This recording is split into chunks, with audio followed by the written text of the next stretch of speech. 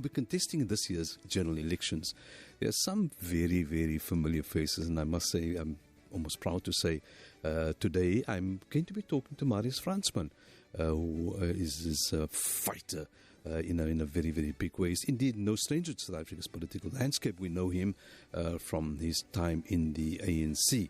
He's also throwing his hat into the ring to be your next premier. Today, he joins us. Good morning to you, Marius, and Assalamu alaikum. Alaikum salam, Sabine. How are you doing, Marius? I'm good. Up and down. Yesterday again in Johannesburg, today I've not done it for a while. Ja, okay, there we go. Maak jou moeg, nee? Inderdaad. Of is het goeie moeg? Ik denk het is lekker moeg, ja. Is lekker moeg, ja. Marius, your political past, I mean, you were a stalwart at the time, and I remember we used to meet when you were a member of the Western Cape Legislature as part of the ANC. Why have you decided to form another party? Yeah. Thanks so much. I think we recognize the past. I was blessed, I think, to serve under leaders like the late Dalla Omar. And that's really part of the thing of how do we evolve. So I would have been 25 when I was the mayor on the West Coast. I was 28 when I was a provincial minister in the Western Cape government. So I would have sat with people in meetings. I was the deputy provincial secretary, fourth highest position when I was 26. So if you look at that, that means there was not a conference intergenerational structuring, where it was about jockeying for positions. It was about a natural infusion of the more elderly, the more wiser, with the younger. And I was a beneficiary to that. What has happened, moving fast forward, a year ago, I specifically made an assessment. The last 3 years, I was actually in business. There was a documentary. I've had a multimedia unit. Nothing PR, nothing political, nothing. There was a docu on SABC early last year, and it was a repeat end of last year, about the Kuku Sage.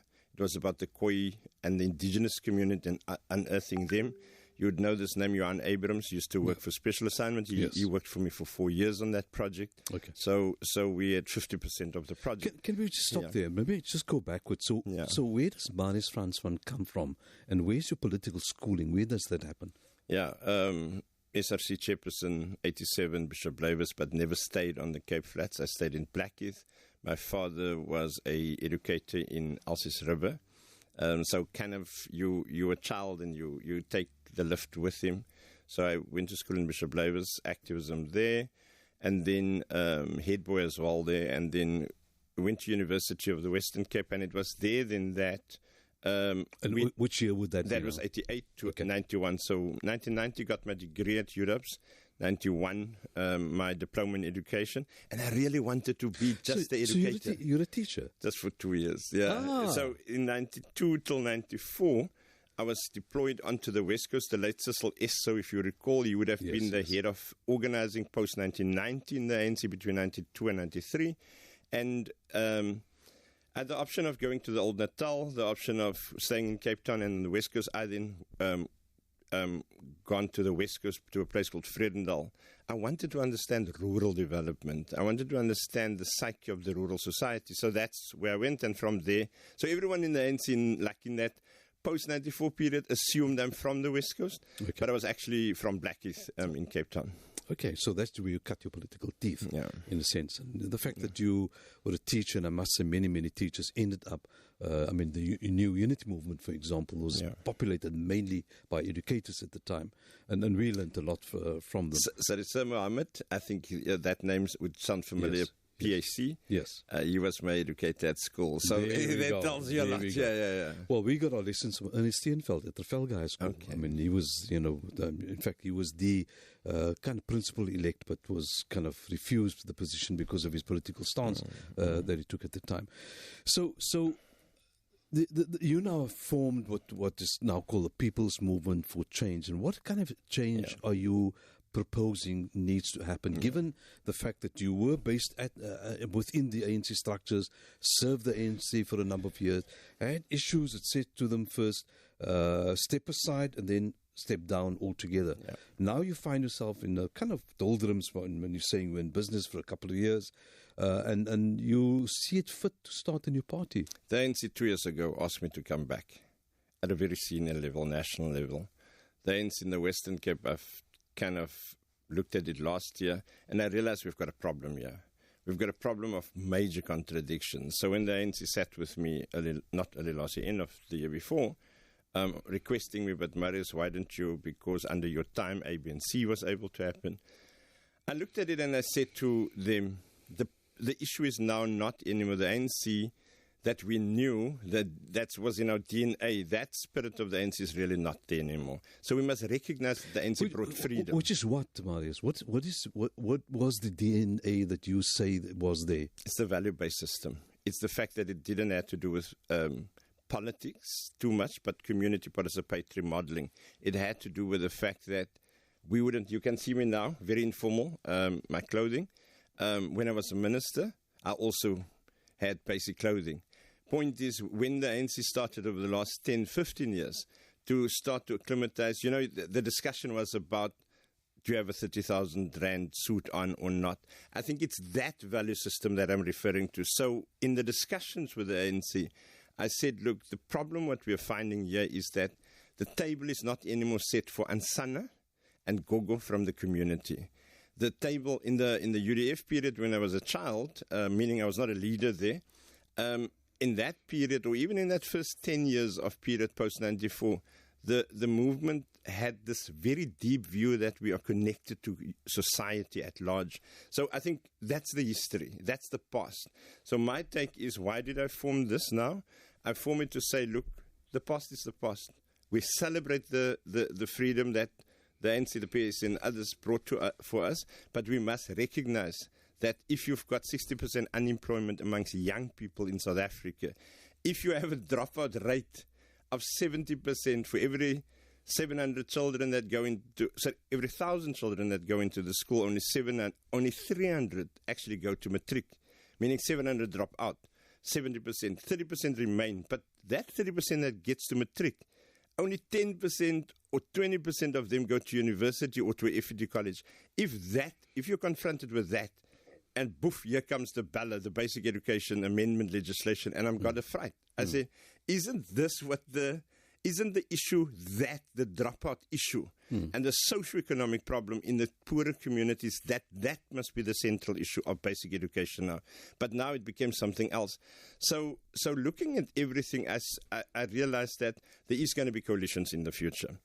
And if I'm now 54, but I've had 15 years of ministerial positions. So if you can bring the Marius Fransmans and everyone else, I'm speaking even Dan Plato, which we brought into the PMC, and that was in January. So if you can bring a lot of people from the ANC, people from the PIC, people from DA, it doesn't matter where, but also then infuse that with people from the private sector, people from the civil society sector, NGOs, community-based organizations, and then you bring the younger generation into the same room. And we essentially becomes, I would call myself I'm calling myself a spanner boy, and you basically just unlock everyone into a similar space.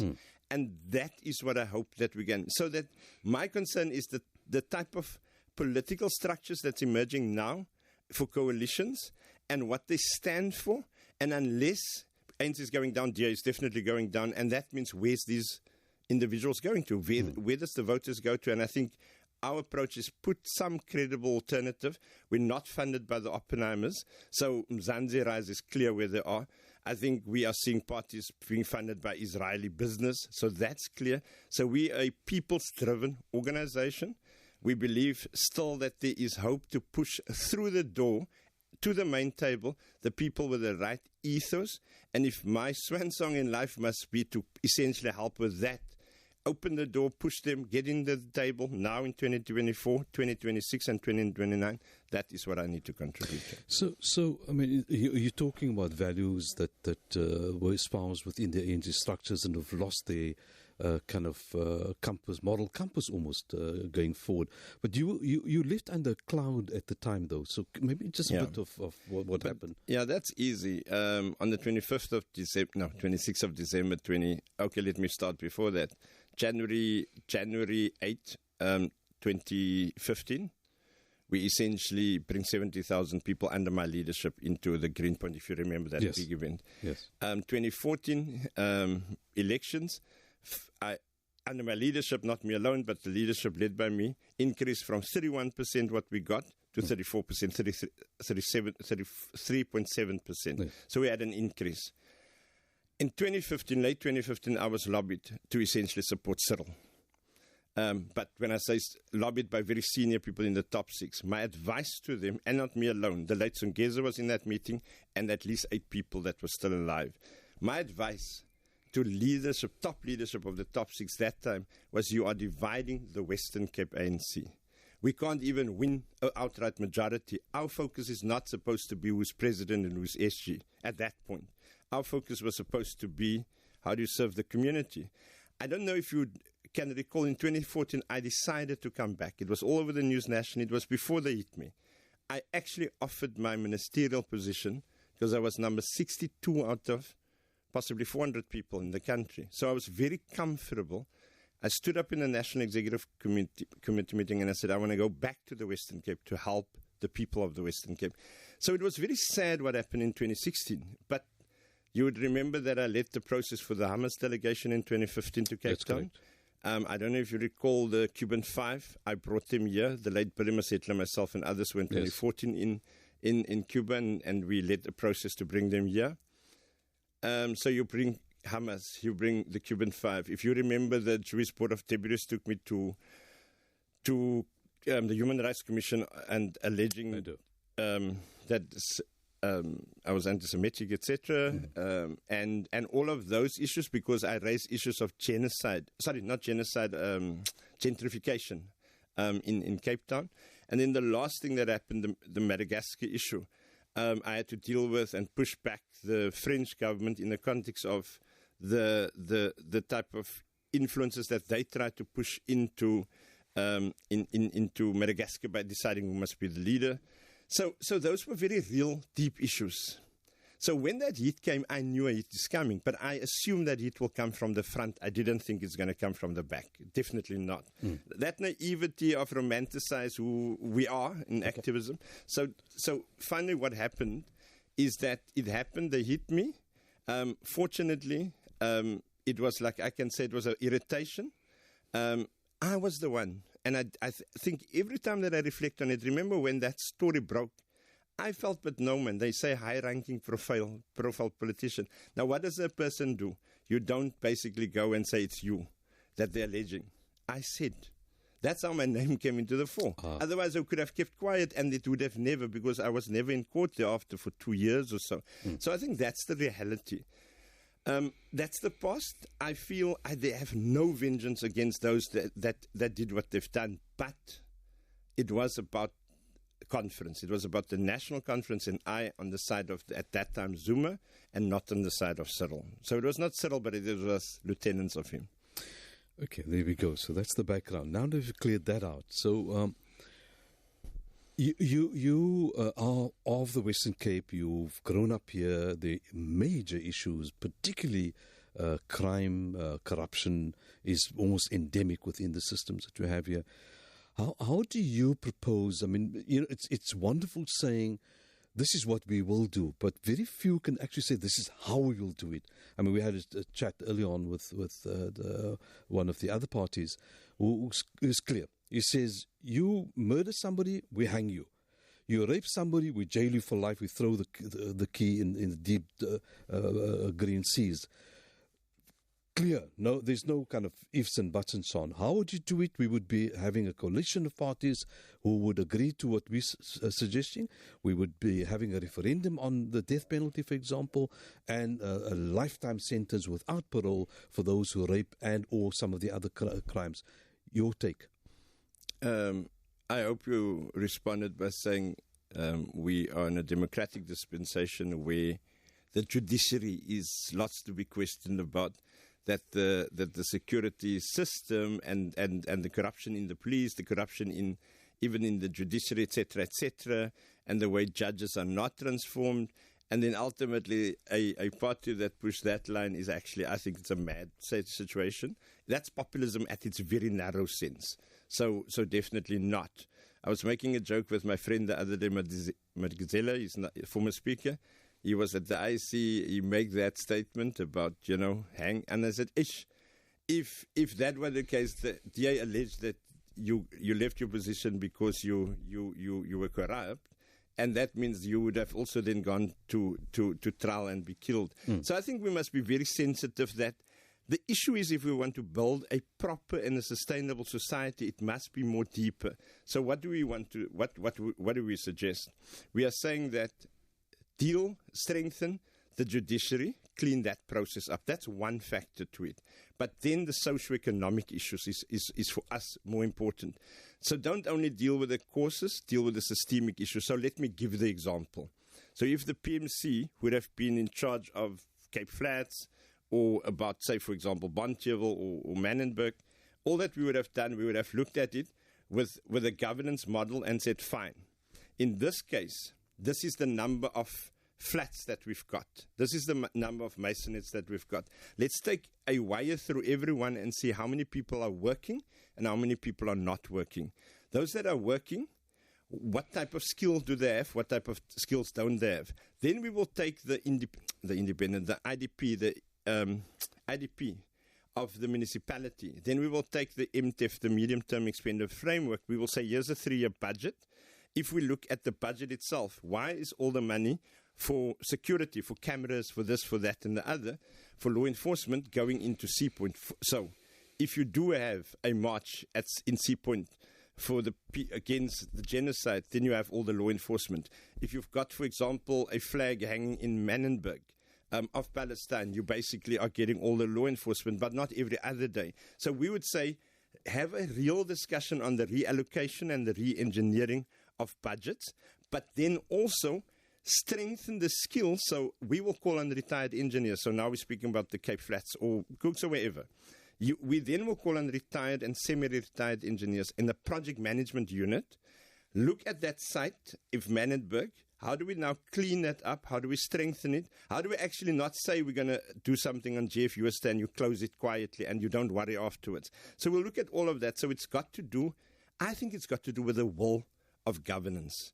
So that's it. I'm going to just give you another example quickly about public transport. And I'm saying it because I just came now on the road. West Klipfontein corridor. Yeah, when we were in government, we say on a Sunday, let's have a dedicated lane here. So they would be cycling on this road. We would connect right from Kailicha right into town. On this road, we would have, for example, a re-engineering of the infrastructure to make it safer, to make it faster.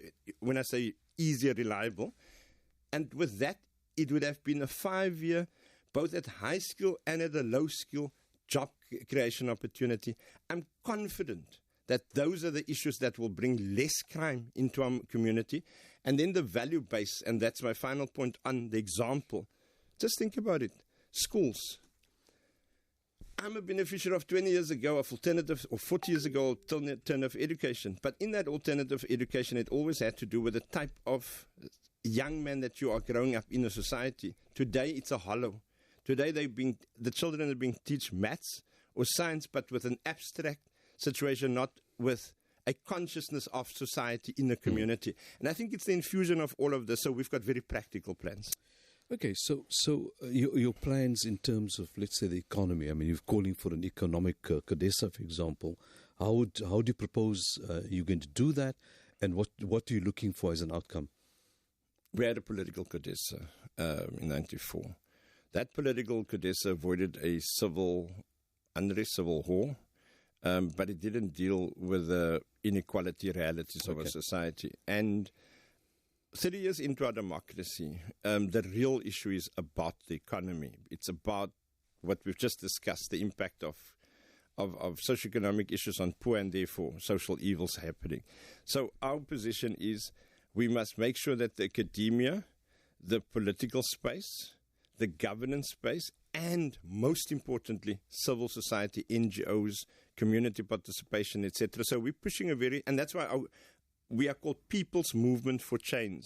We are saying change through community and family. So our theme also is family, community, and opportunity. Just imagine if there's economic CODESA with sectors. So fishing sector is one. Western Cape is the anchor in fishing sector. There's in this area a lot of fishing people. So they apply for quotas. They're closest to the inshore, but they're being pushed out. The big companies, a few companies, are being given an opportunity to catch deep sea and inshore. Our people are even being pushed out of the inshore. So that's one example about the economic Odessa sitting down. Agriculture is another example. If you basically take the big farmers, Hex River Valley, our people there do not want a swimming pool at the house, the poor. They want decent wages. They want basically productivity for themselves and seeing progress. So our view is, let's bring the agricultural sector together under economic Odessa. Let's have the hard discussion, and let's then look at where is the middle ground in that discussion. So that would be another example. And the problem, and not the problem, what we will be putting forward is support mechanisms after you give a right to people. So you give a fishing right, but what's the support mechanism? What type of financial institutions will back that up? What is the institutions of higher learning, like the university, that will look at that community or that industry to support? Because that's what the apartheid blanke vraagstuk did. They created Stellenbosch University, they created then agri-co-ops, and they created Volksbank behind that. And I think a real discussion on township re-engineering, and just the final point about ICT, the fourth industrial revolution. Just think about who's making the money when you go into the shop, when you open your phone, when Wi-Fi connectivity is happening, when you stand at the taxi rank, when you are in big spaces. Meaning people saying, no, we're going to give you free Wi-Fi, but who's the advertising company? Who's actually managing that? Is young white people in Constantia. And I'm saying, let's have a hard discussion, but not a hard discussion to blame each other, to say, let's accept where we are. How do we deal with these issues? And therefore, we will, over the next while, we will engage all political parties for economic Odessa. And then what we will do is we will basically, after the election, essentially in the next 6 months, have a conference on an economic Odessa and look at modeling. Okay. Whilst you're a fledgling party, excuse me, you must have some idea of your kind of foreign policy, and a big issue now is Palestine and the genocide of Palestinians and the kind of global response to what's happening in Palestine. How do you view the fact that there's a South African lobby group that has been at the behest almost of global power to make sure that the media in particular controls the narrative in what's happening in the region? Your thoughts on as a party now, and perhaps as its leader, how do you see what you should be doing in terms of either supporting or supporting perhaps the genocide, if that's what you think should be happening? I think just our very clear position, we're against the genocide. We believe that I was in Palestine. I helped to open up there a sports facility, an indoor sports facility. I was so shocked when some leaders in our society of political parties can come back from Palestine or from Israel and say they didn't see apartheid at all. At least there must be some decency in political leaders. You can't have a situation where we all know there's apartheid at all, and then you make as if there's none. So so our position is the PMC is very clear. We will go out publicly, consistently, and remind society about that reality. Because if you've got, I don't believe it's 35,000 people killed now. I think it's closer to 100,000. But with that, there's a displacement, and what we must watch out for, and that is what we are looking at. The displacement, because ultimately Israel is going to lose this war where I'm sitting. But the fact that those children, those mothers and fathers could have said they're going to give themselves up in sacrifice for this cause. If 7th of October didn't happen, then the Palestinian issue was very far down the line in geopolitical issues. So the PMC is clear. In fact, I'm having a meeting. We've got an Islamic desk, And we, as the PMC, first party that has that, for example, in particular. So we've got an Islamic desk and we've got a Christian faith desk.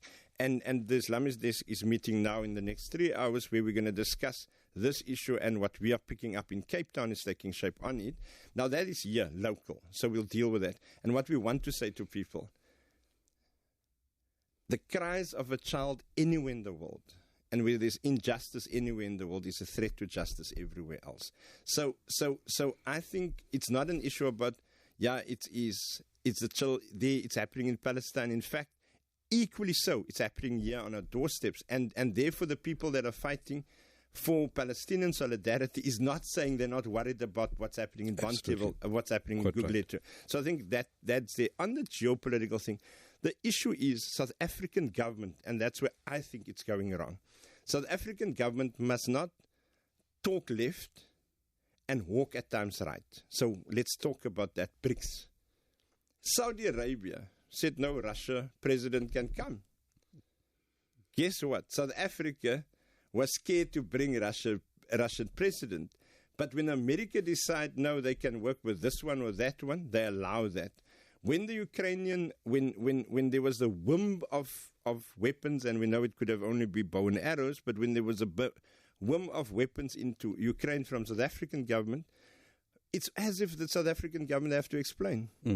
Tell them where to get off. Yes. Because when they do it in America, in Ukraine, and Israel, that complete hypocrisy of the global world on humanity and human rights, when they do that in Israel, it's a non-issue. It's an assumed it is right. And I think we are saying, South Africa government, we must re-engineer this government, not to do what they're doing by saying, in fact, to essentially talk BRICS, but not live BRICS countries, because we must entrench ourselves in the BRICS countries, because that's the South-South relation. Why I'm raising talk left and talk and hawk right is you can't have a situation when in Parliament decide close the Israeli embassy and the cabinet is not implementing that. That's a complete contradiction. So the concern that I'm having as a leader and as a Spanner boy is that unless Naledi Pandor is the president of South Africa, or unless he's again the minister, mark my words, there is not going to be a situation where the ICJ issue is going to be watered down. So that's a big issue for me in particular, because I think it was the right step, but it's the consolidation of that step. A weakened progressive forces in South Africa, and this is it. Imagine, I am concerned about, this is geopolitical, I'm concerned about the fact that there's talks between the ANC and the DA for coalitions, because that can only be a narrow populace to govern. If that happens, and if a John or Zillow or anyone becomes a deputy president in this country, we can kiss goodbye anything that's progressive in the global world. Those are the hard realities, and therefore I think that the ANC have to come clear, because if the ANC is the custodian, the flag carrier of this process in government, it have to come clear, not after the elections, but before the elections, that working with the DA is a no-go. I think that for me. On the smaller and the new parties, I think we'll be there. We'll try and re-engineer it. And on the global, but we did support the South African government when it went to the ICJ. We're concerned now that at the ICJ, in the context of the UN, so Minister Naledi is making all the right positions. My concern is she the individual fighting it out there? Or is it embraced by the collective? I think that for me is does she have the support of the top six or the cabinet? And the president particularly. That's a concern. And I think your point is that you talk left but you walk right. Yeah. And then that's clearly is a contradiction as you point out. Your funding for your party, that's often an issue because many little parties have sprung up, and if you kind of dig deep, you find that the funding actually comes from those kind of corporate businesses. He who pays the piper calls the tune. How do you fund what you do? Definitely, that's our concern. I drive through every poll, past every poll in Cape Town, then I see Mzansi rise. They did declare 16 or 15 million rand from the Oppenheimers. So if they're going to get in, they're going to get that call to decide when, what to do. So no, we're not like that. We're community driven. I, for one, have put some money in. Secondly, I've gone through friends, SMMEs, etc., and they've gone. We have reached out to mega business. They didn't come to the party. When I say mega business, that's in line with our framework. Yeah. Because remember, we've got a value base, and not a moralistic value base, but a framework about this is the reality of a society. Last week I had a meeting with a person that I was introduced to, and a white person with some money. And when the person started to speak capital, in fact, one of the people that were in the room was a Muslim person. And he speak capital and he, reinforcing everything that's black is wrong. And I sat there and I thought, Marius, now you're going to have to either keep quiet or you're going to have to say what it is. I said what it is. And we had a nice chat and I knew I'm not going to get any funding thereafter. So that's the reality. But are we funding it currently? You see, we don't have a lot of posters up. We actually are calling on small businesses to come to the party, to big business to come to the party, but with the framework. If we had now 10 million rand, we would have had 50 vehicles out there. We would have had canvases that we could pay. We can't do what the ANC and the DA and some other parties that get funding from Israel is doing, I believe. But we are new. We're 4 months old, 5 months old, December started. We're on the ballot. We're comfortable that we're going to be a very strong impact. We're standing in the Western Cape, Northern Cape, and National. And we don't see this as the alpha and the omega. We see this as putting our foot down and stepping in the ring, and then over the next 3 years. But we believe that we will get in, and with the support of people on the ground, we will. We are calling on, obviously, people to make small contributions, which is 500 Rand, 1,000 Rand, and together we'll get it right. You talked initially about the indigenous people's rights and needs to be recognized, to be almost formalized. They've been written out of history. Let's face it. For colonial imperial reasons, we know that. What is it that you would do to kind of re-establish that relationship and making sure that their rights are embedded within, let's say, the Constitution or the legal framework that we have? It's essentially a situation where we've created what we call an indigenous desk. So you'll pick up, because we are new, we don't have these big manifestos, and my concern is manifestos have been cut and paste. And then there's this wonderful discussions. So if you look at the indigenous people, we've got a slave history. So whether it's Indonesia, whether it's other parts in that part of the world, but also if you look at Madagascar, if you look at Angola. So Cape Town's got and South Africa's got an infusion of people, the Creole situation. So we must recognize that, and we must say, how do we deal with that, right? Secondly, the Khoi and the San, the first international war of resistance in South Africa that took place was in Cape Town, Liesbeek. If you look at where the Almeida fell, after he basically were victorious elsewhere, when he fell in Cape Town. In 1510. So it was in March, I think, 9th of March. So our position is very, very clear that let's not only talk recognition, because I assume I'm the descendant of the Khoi. Yeah. So already I recognize myself. But what do? Let's now, and that's where economic CODESA comes in, let's now deal with the issues of economic justice and inequality. So if you have the indigenous people, make sure that they have land. Now, many people saying, yesterday I was at a meeting in Kalicha, and one person said, everyone speaks about land, but no one is prepared to look at the real issue. And I'm saying, let's reopen the pre-1913. Who has lost land pre-1913? It was the Khoi. It was not necessarily post-1913, it was more black African. Pre-1913 is, so the precondition for engagement with us as the PMC in governance, that's why we'll even sit out. But because we will know when we are in government, whether it is in local government or now, we will have a precondition on the pre-1913 issue. We also and you don't see that as black over brown over black? No, definitely not, because we already have the issue of post-1913. So It's not a contradiction here. Okay. It's a recognition that also the descendants of the Khoi has lost their land. Okay. And let's correct that. Secondly, let's reallocate. For example, there's certain, not rituals, but there's certain, take COVID. COVID has shown that Western medicine is not always the answer. Because ultimately, when the chips were down, then we went to boil water with buchu and whatever else. And even Western medical professionals told us also that. So my take is we are going to make sure that there's permits for certain indigenous knowledge systems and that we execute that, but that we also put funding aside for indigenous knowledge systems as well as the institutional support behind that. That is one example of it. Then to institutionalize in governance in terms of how do you actually deal with it, not in its rah-rah-rah, not in its populist way, not in marches. The Bolivian state, if you take the example of Bolivia, Bolivia has a state that is an indigenous community state. So there's lessons to be learned elsewhere. We can go, and is it Philippines, I think, also a similar type of reality.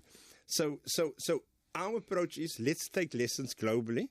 Let's assess that and let's go and work with, and that's why we call the PMC not a party. We call it a movement. We don't believe, I personally don't believe that we need to have a political party. So we've got partners with people that is actually not in the party, but they add value into the discussions. And I think it's that. And the very last thing is in governance, we will institutionalize indigenous leaders into the governance administration, and from there we'll change things. My final question. A large part of our listenership, I mean, you would know that are Muslims. You mentioned Islamic desk. What exactly would this desk do? We think there is very particular issues in every sector of our community, and amongst other in the Islamic desk. So we've said the Islamic desk must make sure that it actually, and it's a young process, that it actually needs to engage the Muslim community. What is the critical issues that the community is dealing with? How do we, when we are in parliament or in council or in municipality and government, help with those processes? So the Islamic desk must coordinate discussions with the Muslim community, and then we'll take our directive from there. And then that it must then be in partnership and support of what the MJC and others would be doing. So there's already the ballot bill that came out, and we actually had a big meeting in Surrey State where we actually said we'll take this issue up, and we have done so. And then there's a few others that we'll be dealing with. That, unfortunately, we could go on for hours, I think, and that's the party leader for People's Movement for Change. It's not a party, he says, it's a movement for change, unlike many of the other parties. Marius, thank you very, very much for coming in, and I think we have a better idea of what you propose, and good luck to you. Thank you so much, and also I can see you remain young and strong, and also to the listeners, thank you so much. Nice being here. Fantastic. Thank you very much. Altering the